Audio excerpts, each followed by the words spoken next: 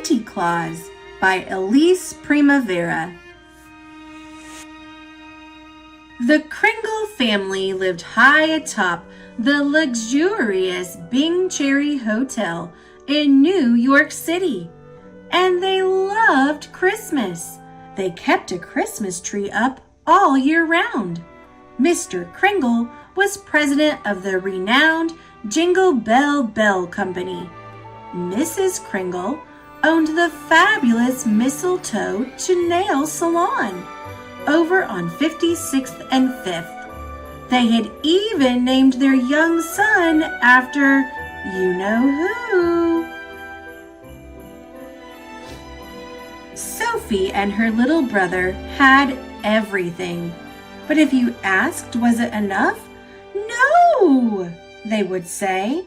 Was it enough to have their own private soda fountain? No. They would shake their heads back and forth. Or clothes and books galore? No, no, no, they would scream. It had been suggested by their great aunt, Auntie Claus, that maybe Sophie and her little brother were given too many presents. You can never have too many presents, sniffed Sophie. That's my motto.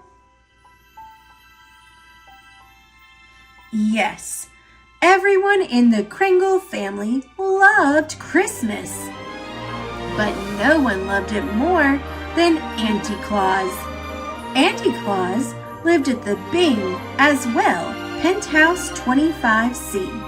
Every afternoon, Sophie was summoned there for tea. Each day, Auntie Claus would instruct Sophie on a different topic. One day, it might be Christmas trees. Always pick a nice full one, darling, with springy needles. Another day, decorating. You must drape the garland. Darling, one strand at a time. You must never throw it on. After they finished tea, Auntie Claus would close with these words of wisdom. And darling, always remember my first and final rule. Whether it's birthdays, Christmas, or Halloween, it is far better to give than it is to receive. Sophie wondered about her great aunt a lot. She's so mysterioso, Sophie thought, and this was true. There were many strange goings-on up in penthouse 25C. Most people considered Auntie Claus just another eccentric New Yorker, but Sophie knew that there was more to her than met the eye. For instance, what was the diamond key that always hung from a silver ribbon around her neck?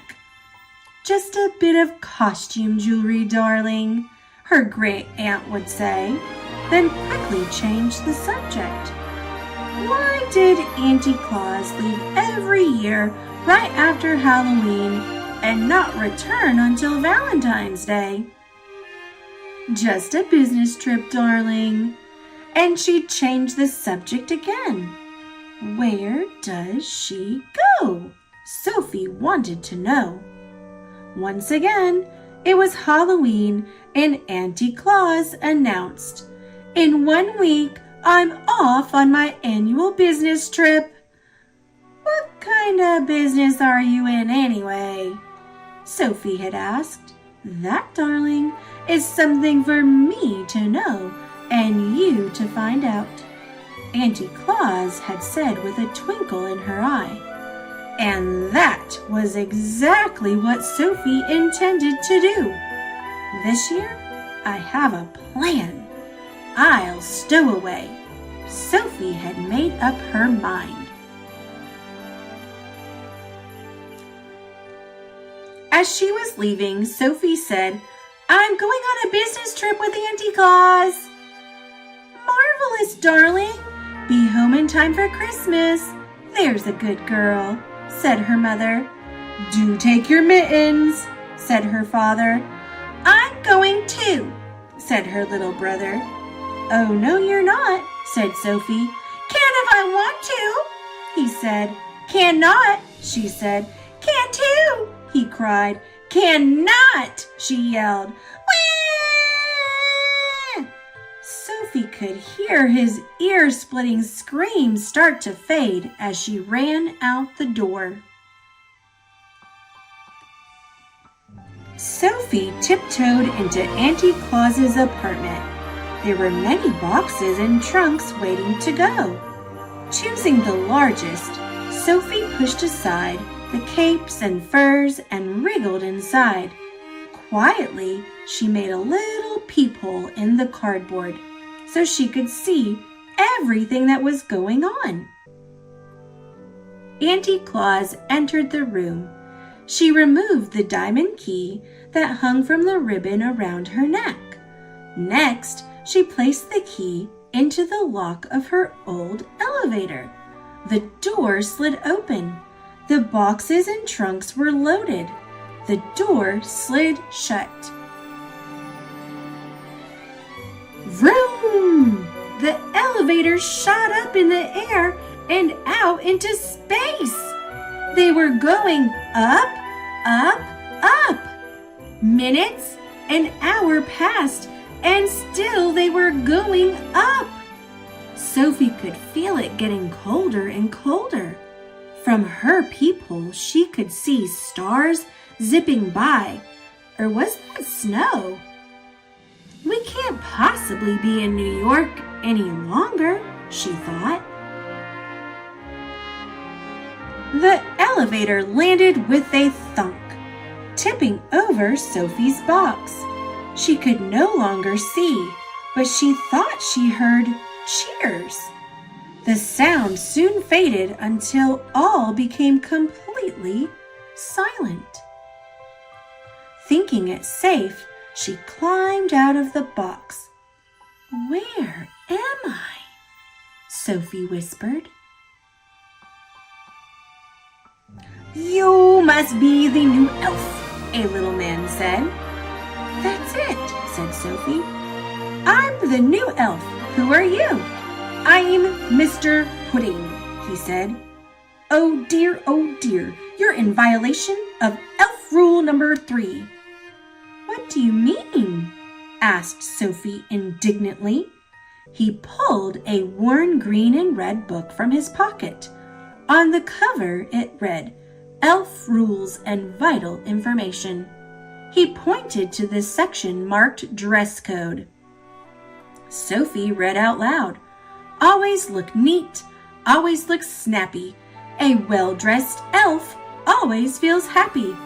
Follow me," he said, and trotted off into the darkness. "Where are we going?" shouted Sophie. "Hurry, hurry!" Mr. Pudding called over his shoulder. "Only 48 days left."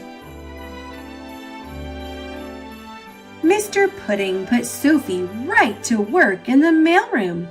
It seemed to her as good a place as any to begin her search. Where was Auntie Claus? And what was she doing here? For days, Sophie lived among the elves and did her best to blend in. She slept on a cot in the elf dormitory. She ate her meals in the cafeteria. No one suspected. Every day, Mr. Pudding appeared. "Hello, Elf Sophie. Settling in?" he asked. The uniform is itchy. The hours are long," said Sophie. "This is hard work." Oh dear, said Mr. Pudding. He pulled the old green and red book from his pocket. "Elf rule number 2, Mr. Pudding recited. An elf's work is never done, but hard work never hurt anyone." Rules schmeals, thought Sophie. For weeks, Sophie looked high and low for Auntie Claus. But now it was almost Christmas Eve, and she had turned up nothing. Sophie was worried. If she didn't find Auntie Claus, how would she get home? If she didn't get home, how will I get all my Christmas presents? She thought. Just then, Mr. Pudding appeared. Hello, Elf Sophie, he said. Good news. You have excelled in the mailroom and may proceed to package wrapping. After that, we'll all pitch in on sleigh packing. I'm not going to package wrapping, and I'm not going to sleigh packing. I want to go home, Sophie yelled. I have to get all my... But before she could finish, Santa's voice interrupted over the PA system. It's that time of year again, his voice boomed, and I was hoping one of you would volunteer to go to the coal mines and pick up the BBG list. Sophie whispered to Mr. Pudding, What's the BBG list? BBG, he shivered, is short for bad boys and girls. Any boy or girl on that list goes without presents or worse for Christmas. Sophie swallowed hard. Uh-oh, she thought. Mr. Pudding continued, Only the bravest elf would volunteer for such an awful job. Yes, a brave elf, thought Sophie, or else a girl who thinks she might be on that list. She raised her hand high. I'll go, she said. Oh dear, Mr. Pudding said. As Sophie made her way toward the coal mines, she could hear the chanting of the BB and girl elves. Spoiled brats and crybabies, wine babies, and all the ones who don't believe. Here's some coal and here's some gunk. Fill a stocking that smells like a skunk. Sophie went down, down, down, where it became darker and darker. Finally, she reached the very bottom. There was the list. Sophie looked for her name. But it wasn't her name she saw on the list. It was, My own little brat of a brother, she cried. Chris is on the bad boys and girls list? Well, she thought, once she'd gotten past the shock of it, they do kind of have a point. But then she pictured the two of them on Christmas morning. There would be lots of presents for her and nothing for her little brother. On his favorite day of the year, Chris would find only a stinky stocking filled with coal and gunk. He will be so disappointed. He will be so sad, Sophie said. She quickly erased his name, but now there was a large telltale gap. There was only one thing to do. Sophie took a deep breath and wrote down her own name instead. The ink wasn't even dry on the page when some kind of really strong magic happened. Right before her eyes, the list, the BB&G elves, and the coal mines vanished. And Sophie was whirling around and around, hurling through the air in a blur of Christmas red and green. Was she up? Was she down? Sophie was standing on the stage in the Grand Ballroom. A clock struck midnight. Santa began to speak. She's always on time. She works harder than anyone I know. including me. Ho, ho, ho. In short, she does things right, and I would be lost without her.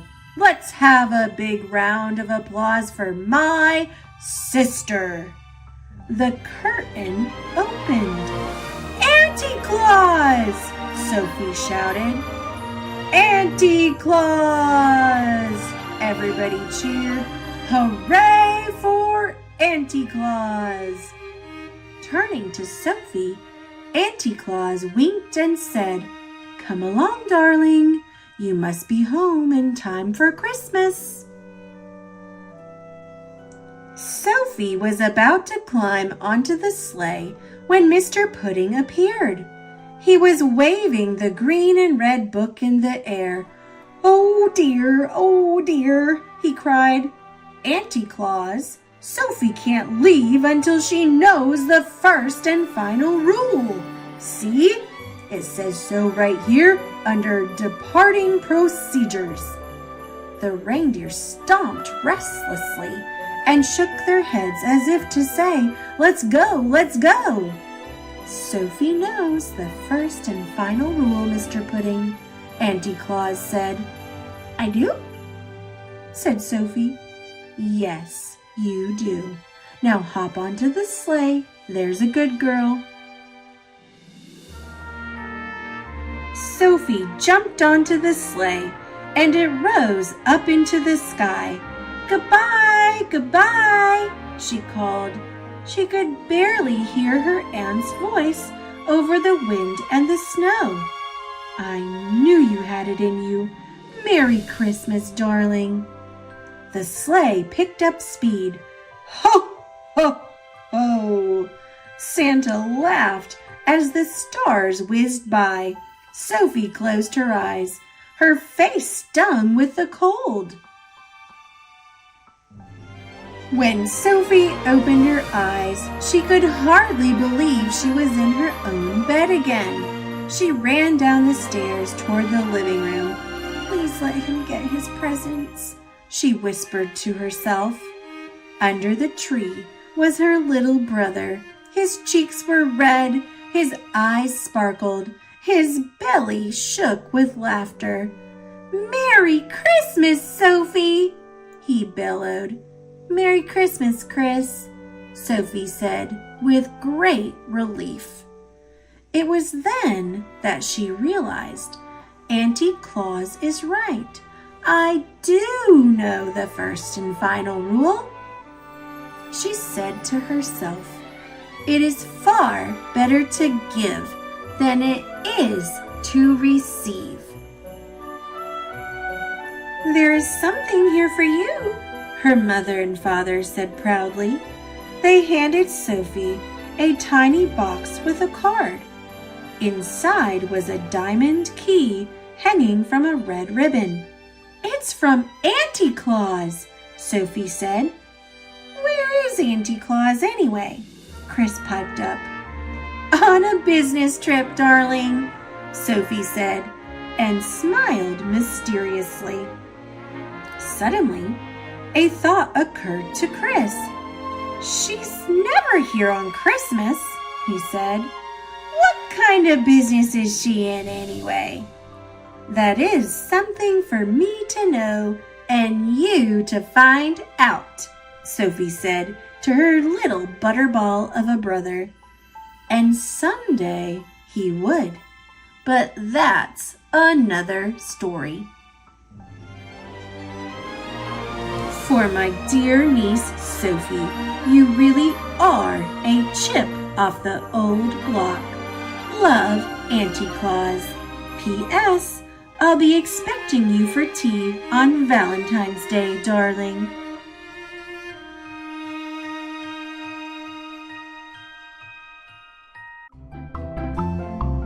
Thanks for watching. Click subscribe. See you later, alligator.